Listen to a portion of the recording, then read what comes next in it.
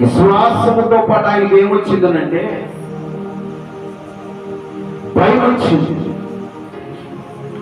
దేవుడు చెప్పాడు వెళ్ళకపోతే ఏమవుతుంది భయం కలిగాడు. మీరందరూ కూడా ఓడలోనికి వెళ్ళి అక్కడే ఉండండి, మరలానే చెప్పే వరకు ఆ ఓడలోనే నివాసం ఉండమని దేవుడు చెప్పాడు. ఏం చేయాలి?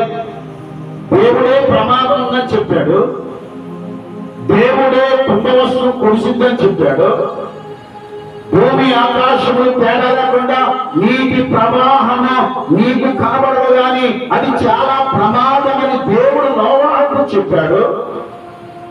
మరి నోవాహు ఎలా వెళ్ళాడు? ఏ ఆధారం చేసుకుని వెళ్ళాడు?